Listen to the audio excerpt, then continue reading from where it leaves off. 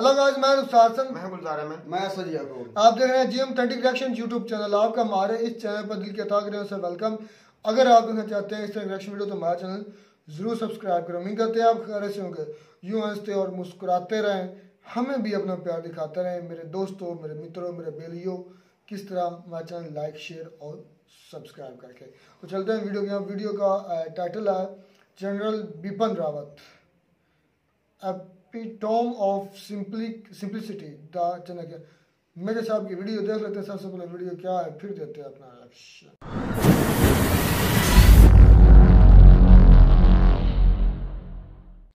जय हिंद दोस्तों, मैं हूं मेजर गौरवारी और आप देख रहे हैं द चाणक्य डायलॉग्स। अच्छा, रोज मैं घर से शूट करता हूं। आप सोच रहे होंगे कि ये सड़क पे क्या कर रहे हैं, ये कहां पे खड़े हैं। ये सेक्टर 37 है नोएडा का, और ये एक फौजी कॉलोनी है सेक्टर 37। यहाँ पे पुराने रिटायर्ड फौजी और कुछ फौजी जो रिटायर होने वाले हैं यहाँ पे आके बसते हैं। ऐसी कई छोटी छोटी कॉलोनीज हैं, और ये जो सेक्टर है ये खास है क्योंकि यहाँ पे एक खास घर है। अब आप बोलेंगे साहब, ये जो घर है जिसकी फोटोज मैं आपको दिखा रहा हूँ, जिसका वीडियो आप देख रहे हैं, ये खास कैसे हो सकता है। तो बड़ा आम सा घर है, एक नॉर्मल मिडिल क्लास घर है। ये देखिए, ये एक नेम प्लेट जिसकी लगी है, यहाँ पे लिखा है lieutenant general LS Rawat, lieutenant general Lakshman Singh Rawat. आइए, मैं लेफ्टिनेंट जनरल लक्ष्मण सिंह रावत के घर आपको ले चलता हूं, फिर मैं आगे आपको बताऊंगा कि ये हैं कौन। दोस्तों, ये लेफ्टिनेंट जनरल लक्ष्मण सिंह रावत का तो घर है, लेकिन वो थे कौन? जनरल रावत थे जनरल बिपिन रावत के पिताजी। और ये जो घर है ना, जिसके आगे उनके पिताजी का नाम लिखा है, एक्चुअली जनरल बिपिन रावत का घर है। आप देखेंगे बड़ा सादा सा घर है, और जनरल बिपिन रावत ये चाहते थे कि रिटायरमेंट के बाद यहाँ पे आके सेटल हो जाएं।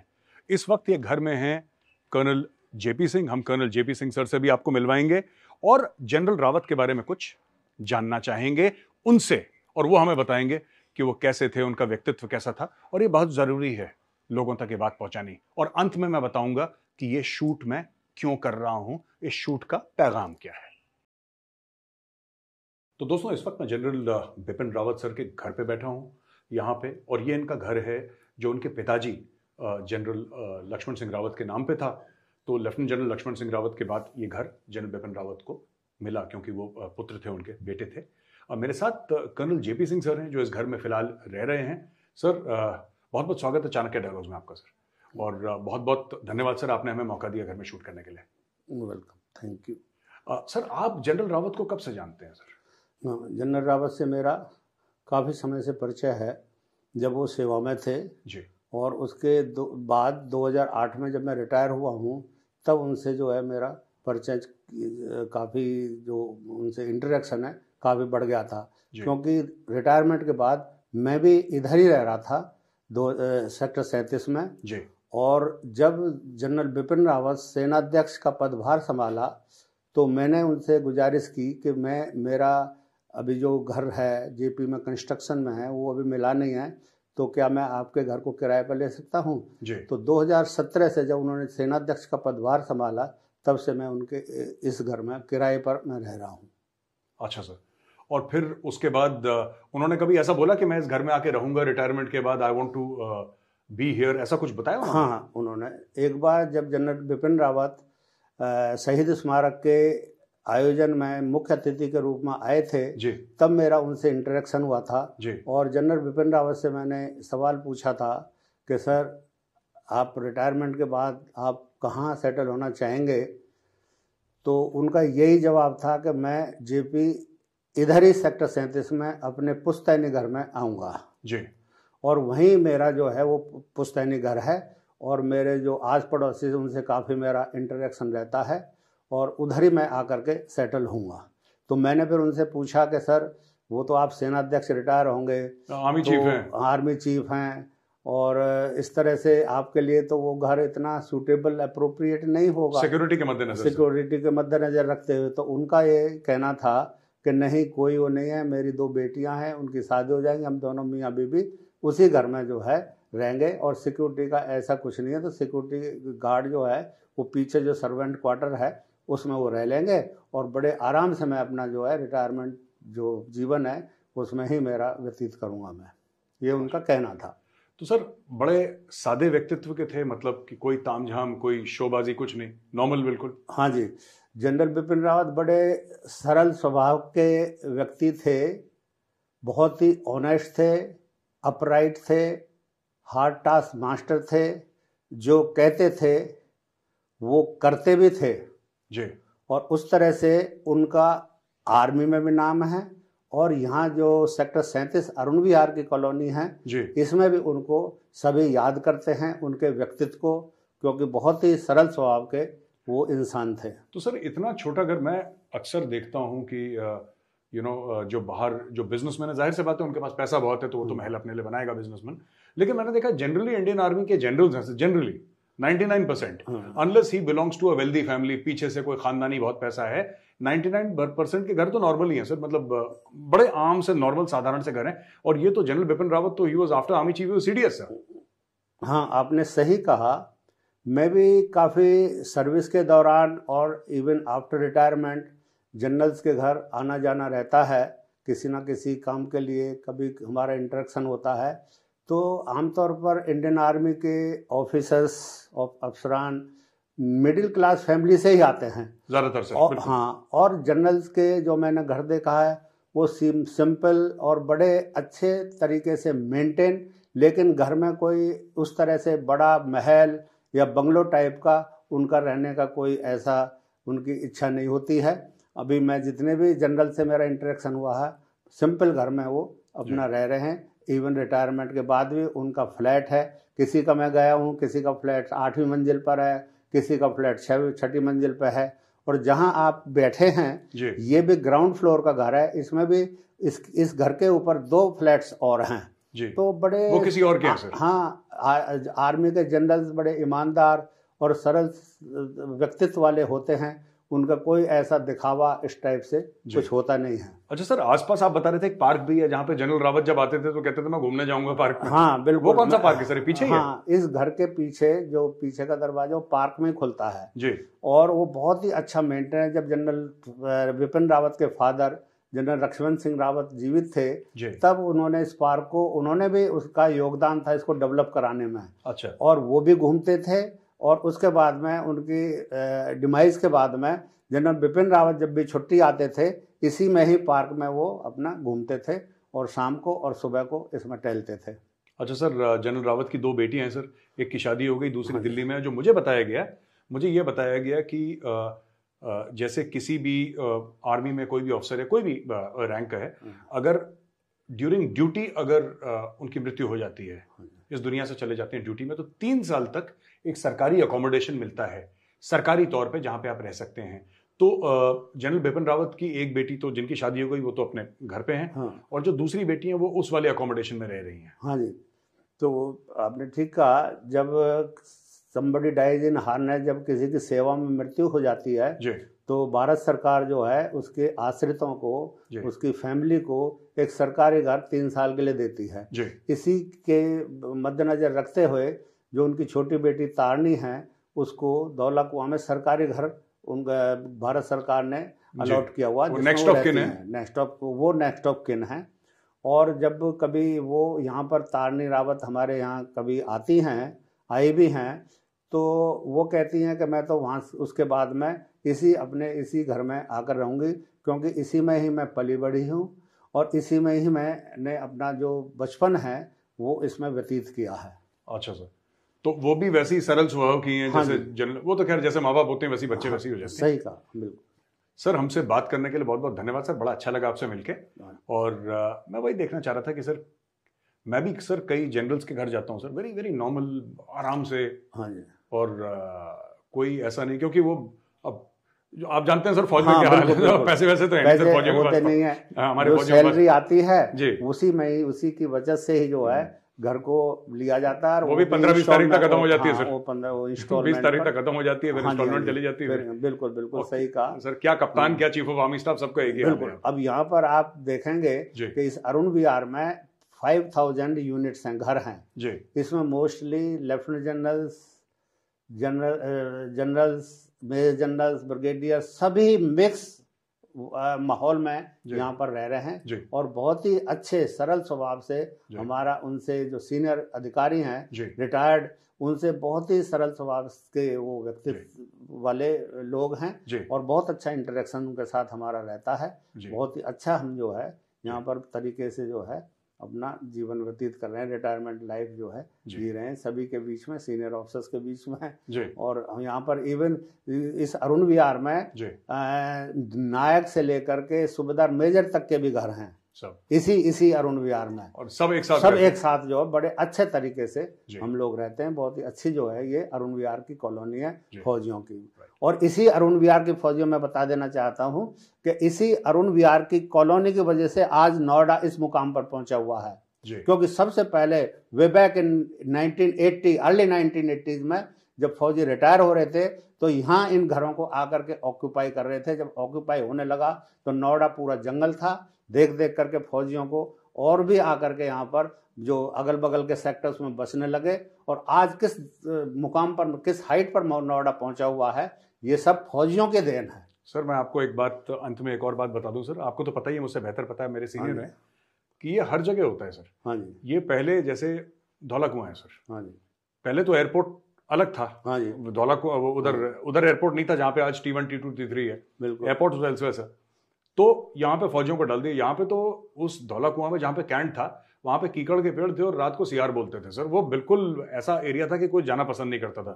फौजियों ने अपनी मेहनत से एरिया बनाया और ये लगभग हर एक कैंटोनमेंट की कहानी है। हाँ जी। फिर क्या हुआ कि फौजी वहां पे सेटल हो गए, वहां पे स्कूल आ गए, वहां पे फौजियों ने अपना इंफ्रास्ट्रक्चर बना दिया। इंफ्रास्ट्रक्चर बनाने के 10, 15, 20 साल के बाद वहां पे और लोग भी सेटल हो गए। So this is true for almost every place and I think Arun Vihar ने नोएडा के लिए जो काम करा है सर वो तो दुनिया याद रखेगी। बिल्कुल सही। तो सर हमसे बात करने के लिए बहुत बहुत धन्यवाद सर आपका। Such a pleasure and a privilege speaking to you, great honour sir. Thank you very much. Thank you and you are welcome. Thank you. तो दोस्तों अब हम आपको ले चलते हैं घर के बाहर और अपने दिल की 2 बातें मैं आपके साथ शेयर करता हूं। आइए मेरे साथ। तो दोस्तों ये था जनरल बिपिन रावत का घर और मैं आपसे ये भी कहना चाहता हूं कि देखिए, लोग कहते हैं ना कि इंडियन आर्मी, कई मैं पाकिस्तानियों से बात करता हूं तो बोलते हैं साहब 71 की लड़ाई थी तो आपके पास असला ज़्यादा था, आपके पास मैन पावर ज़्यादा था। मैं उनसे कहना चाहता हूं कि ये तो ठीक है कि असला ज़्यादा था, मैन पावर ज़्यादा था, ये सब सच है, इसमें कोई झूठ नहीं है। लेकिन ये भी सच है कि इखलाक ज़्यादा था, ईमानदारी ज़्यादा थी। आखिरी में सिर्फ मैं एक बात कहना चाहूँगा कि आप ये घर देखिएगा, यहाँ पे नेम प्लेट देखिए, ये इंडियन आर्मी के 4 स्टार जनरल का घर है जो चीफ ऑफ आर्मी स्टाफ रह चुके हैं और CDS रह चुके हैं इंडियन आर्मी के। मैं पाकिस्तानी यूट्यूबर्स, आप लोग इतने अच्छे अच्छे प्यारे प्यारे वीडियोस बनाते हैं, मैं देखता हूं, मैं बहुत एडमायर करता हूं आपको। मैं सिर्फ आपसे एक रिक्वेस्ट करना चाहता हूं कि आपके जो 4 स्टार जनरल हैं, जो आपके आर्मी चीफ हैं, कभी उनका भी वीडियो डालिए कि साहब ये हमारे आर्मी चीफ हैं, ये जनरल बाजवा है ना, ये इनका घर है, घर के अंदर जरा शूट करवाइए। जनरल अशफाक परवेज कयानी, जनरल परवेज मुशर्रफ, आप जाइए अपने जो जनरल्स हैं उनके घर दिखाइए और तब मैं आपको बताऊंगा कि ये जो हमारे मुल्कों में जो अनफॉर्चुनेटली लड़ाई झगड़े का साइकिल है और जो आप लोग कहते हैं ना इंडियन आर्मी ये करती है, मैं फिर से वही बात कहूंगा जो मैंने बहुत पहले बोली थी। The Indian army is not just a powerful army, it's also a moral army. We are not strong because we have weapons, we are strong because we are right. तो दोस्तों जब भी शुरुआत के प्रोग्राम के और एंड में मैं हर समय ये कहता हूं कि ये वीडियो देखने के लिए बहुत बहुत धन्यवाद और लाइक करिए, सब्सक्राइब करिए। मैं आपको आज ये सब नहीं बोलूँगा, मैं लाइक और सब्सक्राइब की रिक्वेस्ट आपको नहीं करूँगा। मैं सिर्फ ये बोलूँगा कि जिस तरीके से जनरल बिपिन रावत ने अपना जीवन बिताया, या आर्मी के जनरल्स और भी हैं जिन्होंने अपना जीवन ऐसे बिताया है सादगी से, आई थिंक वो हमारे लिए, सबके लिए बहुत बड़ा सबक है। और ख़ास तौर से जो हमारे वेस्टर्न नेबर्स हैं पाकिस्तान में, उनकी फ़ौज के लिए एक सबक है। The Indian army serves the people of India. जो भारतीय सेना है वो भारत के लोगों की सेवा करती है, भारत के लोग भारतीय सेना की सेवा नहीं करते, और ये सबसे बड़ा फर्क है इंडियन आर्मी और पाकिस्तानी आर्मी में। जय हिंद, वंदे मातरम, भारत माता की जय। खत्म जी। असद भाई अब पता चला इंडिया की आर्मी क्यों पावरफुल है और इंडिया की आर्मी आगे किस तरह है और इंडिया की आर्मी को इज्जत क्यों मिलती है, इंडिया की आर्मी पर कोई उंगली क्यों नहीं उठाता। एक जनरल आर्मी चीफ कि ये ख्वाहिश थी कि इतने छोटे से घर में, ये देख लिया हमारे घर से भी ये छोटा घर है जो हमारा इस गांव में घर है ना, चलो सादगी से लिहाज से तो माना इस तरह का हमारा होगा, लेकिन हमारे घर से भी ये बड़ी घर छोटा पड़ा। तो वो जो बोल रहे थे ना कि सिक्योरिटी के जो अफसरान जो हो गए, सिक्योरिटी होगी उसके भी अलहदा कोई उसको कोई प्रोटोकॉल नहीं है, कोई साथ दे देंगे उसका। सिक्योरिटी के लिए भी उसके पास वो कमरे नहीं है, उसको सिक्योरिटी के रख सके। तो इतना छोटा सा घर है, आपसे ये अंदाजा लगा सकते हैं कि जो इंडिया की आर्मी है वो भी सिंपल है, उसके कोई करप्शन के चार्जिंग नहीं है, वो आपके सामने ही है कि वो कैसी लाइफ जीते हैं। तो ओवरऑल ही हम और इधर बड़ी बात है, इधर रहते हैं अपने इंडिया में, पाकिस्तान में रहते हैं, जो भी रिटायर होता है उसका विजन ये होता है कि मैं अपने अबाउजाद के जो घर है ना पुराना, उसमें रहूं, अपनी प्राउड फील करते हैं। हमारे यहाँ तो इधर भी करप्शन करके बोलते हैं भाई कौन सा मुल्क अच्छा इस वक्त तरक्की कर रहा है, उधर जाके हम फ्लैट खरीदें, उधर जाके जमीनें खरीदें, उधर जाके जजीरे खरीदें। ये है हमारी फौज के और इंडिया की फौज में बहुत बड़ा फर्क। इन बातों से पता चलता है कि इंडिया की आर्मी करप्शन से पाक है।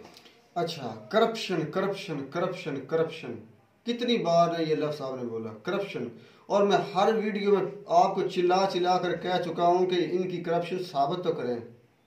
और भाई इनकी अपनी जो चीजें हैं वो रजिस्टर्ड है हुकूमत के जरिए, समझ में आई? अगर उनकी कंपनियां जो कुछ भी है हुकूमत के जरिए रजिस्टर्ड है, हुकूमत को पता है कि ये चीज चला रहे हैं, उनका इनको मुनाफा आता है।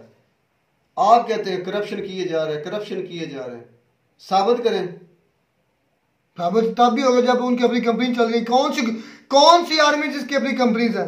यहां से लेकर कभी तक आपको याद भी नहीं होगा कब से इन लोगों ने पैसा इन्वेस्ट। अच्छा, इस बात का मतलब है कि पाकिस्तान की जो फौज है वो करप्शन नहीं करती, ये पता है ना आपको? आपका ये कहना कि ये मतलब है ना? हाँ जी, बड़ी फौज है वो हमारी जो है वो करप्शन नहीं करती। ठीक है जी, हमारी पाक फौज जो है ना वो बिल्कुल साफ है, क्लीन है, नीट है, वो भी दुनिया की नंबर 1 फौज है और बिल्कुल साफ है। इस जैसी फौज पूरे वर्ल्ड में नहीं है। वो ना उसका नामो निशान पता नहीं है, वो बेचारी, ये बातें असर की हैं, वो बेचारी सी फौज है, उसको कोई पता नहीं है करप्शन होती भी क्या है। तो नाम भी नहीं सुना। हमें तो इंडिया की आर्मी एक बहुत भाई अच्छी बात है कि वो एक सादा सी जिंदगी जी रहे हैं। हमारी तरफ जो हमारे आर्मी चीफ जो भी रिटायर होता है, आपने तो खत्म ही कर दिया रिएक्शन भाई, आपसे हम रिएक्शन पर आते हैं, की बात पर आ जाते हैं। मैं ये बात करना चाहता हूँ, आपने तो खत्म कर दिया ना रिएक्शन। आप इंसान में जो इंडिया में रहता है और पाकिस्तान में सादगी की बात कर लेते हैं। सादगी पर बात हम नहीं करेंगे, हम जो बात हो रही है उस पर ही बात करेंगे। मकसद तो सादगी पर ही था, सादगी का नहीं था। अगर इसको कुछ बोलने तो क्या बोलेगा? आम आदमी जो इंडिया में रहता है और अच्छा, पाकिस्तान में उनके सादगी का मैं अंदाजा आपको बताता हूँ। ठीक है, यहाँ पर जो ट्रेंड है ना, एक दिमाग में कीड़ा है पाकिस्तान के आम बंदे में, वो चाहता है मैं जैस या नजैस जैसे भी करूँ जरा स्टाइलिश होकर जिंदगी गुजारूं। अगर मेरे पास 10 रुपए आमदनी है तो मैं 50 खर्च करूं। जो इंडिया के लोग हैं वो कहते हैं कि अगर हमारे पास 50 है तो हम उसमें ज्यादा भी गुजारा करेंगे ना तो हम उसमें 30 या 35 रुपए लगाएंगे या 20 लगाएंगे, कुछ सेव करेंगे आने वाले वक्त के लिए। अच्छा, यही कुछ आर्मी में है। अगर आर्मी के अफसर चाहते हैं कि हम सादगी से रहें तो मेरे भाई उनको एक तरीका कार से बकायदा ट्रेन किया जाता है ऐसे। अच्छा, एक आम आदमी बनते हैं ना, हमारी अवाम में से आर्मी चीफ बनते हैं ना, लेफ्टिनेंट बनते हैं, कर्नल बनते हैं, तो जब हमारी आम आवाम में इतना ज्यादा कीड़ा है तो उनमें भी ये भाई जिंदगी गुजारने का। मेरे एक सवाल का जवाब आपके पास हो तो वो दे देना, नहीं तो वीडियो खत्म करते हैं। कि जो हमारे आर्मी चीफ रिटायर होने के बाद कौन सा आर्मी चीफ है जो पाकिस्तान में डेथ हुई, उसकी बैर में ममालिक में डेथ होती है, मरने के बाद वो पाकिस्तान में आता है, उसके से पहले वो आर्मी आर्मी चीफ जो पाकिस्तान में नहीं रहता, ये क्यों नहीं रहता? इसका सवाल का जवाब है तो दे दे, नहीं तो फिर बात करते हैं। जिंदा है, फौत हो चुके हैं, वो मर गए। किस मुल्क में मरे हैं वो? भाई दुबई में या सऊदी अरब में, किसी मुल्क में मरे हैं। किस मुल्क में मरे हैं? दुबई सऊदी अरब का मुझे नहीं पता, ये एग्जैक्ट बताओ। दुबई में शायद। आपको श्योर है कि दुबई में? श्योर है। अगर वो पाकिस्तान के हॉस्पिटल में मरे हो तो फिर ना मरे हो तो आप इस बात को बार बार ना मरे हो तो अगर उसकी प्लेन के जरिए उसकी लाश मंगवाई गई थी। मैं जो बात कह रहा हूँ, अगर अच्छा पाकिस्तान में मरे हैं, अच्छा आगे बोले। अच्छा आगे बोले। पाकिस्तान में मरे दफन कहाँ पर होंगे? पाकिस्तान में हुए। पाकिस्तान में हुए। अच्छा, आपका सवाल ही सिरे से उल्टा है। हाँ गलत है, हम गलत है, हम गलत है। आपके आर्मी चीफ रहील किधर है, बाजवा किधर है, आसम मुनीर किधर है? किधर है इस वक्त, वो किधर गए हैं? हमें ये सवाल का जवाब नहीं चाहिए। मेरी बात सुन, जब मरेंगे तो दफन होने का लीडर आ जाएंगे। आपका सवाल ये होना चाहिए था कि आपके आर्मी चीफ मुहिब्बुल वतन हैं तो फिर मुल्क में क्यों नहीं रहते। अच्छा, हमारी सवाल का मतलब क्या? आपका सवाल था कि वो किधर हैं, क्यों नहीं रहते, क्यों नहीं रहते? यहाँ पर जवाब बन जाता है कि उनकी मर्जी जो मर्जी रहे। चलो ठीक है, वीडियो बंद करो यार।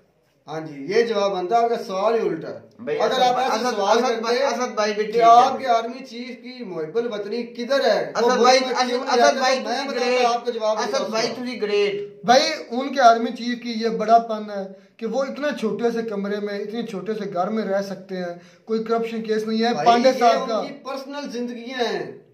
आर्मी चीफ जो रिटायर होता है तो एक आप सिंपल आदमी होता है, वो उनकी मर्जी है मुल्क में। हमारे आर्मी चीफ को क्या पड़ी जाके महल खरीदने की, इतनी पापा रेस्टोरेंट बनाने की, फिर आप रोते हो कि किधर होती है? कितनी वीडियो बनाई है इन पर, मैंने क्या जवाब दिया है कि अगर इनकी करप्शन आपके बकौल है लेकिन उनकी वो लीगल है, रजिस्टर्ड है, हुकूमत की कवानीन के मुताबिक है। खा गए, जब लुट गए, जब ऐसी सोच होगी ना भाई हम इस काबिल हैं, इनको मारने दो आर्मी अपनी को, हमें मारने दो, पिसने के काबिल हैं कि जो हमारी ऐसी आपके सवाल का जवाब मिला है आपको, तो उम्मीद करते हैं आपको हमारी ये वीडियो अच्छी लगी होगी। इसलिए इंडिया तरक्की कर रहा है। हाँ जी, वो इधर है, अपने मुल्क से मोहब्बत करते हैं, उनका मरना जीना अपने मुल्क में है। सर आपने एक बात ये सवाल किया था कि शायद राहुल विराट कोहली की जिंदगी के बारे में वीडियो थी कि उनका स्टाइलिश था, वहीं पर आपने हमारे तीनों के बारे में बात की, तो मैं तो कहता हूँ कि भाई सादगी हर बंदे में होनी। उम्मीद करते हैं आपको हमारी वीडियो अच्छी लगी होगी। वीडियो अच्छी लगी हो तो हमारे चैनल जरूर सब्सक्राइब करें। मिलते हैं वीडियो में नया टॉप साथ, तब तक दीजिए इजाजत। अल्लाह हाफिज़।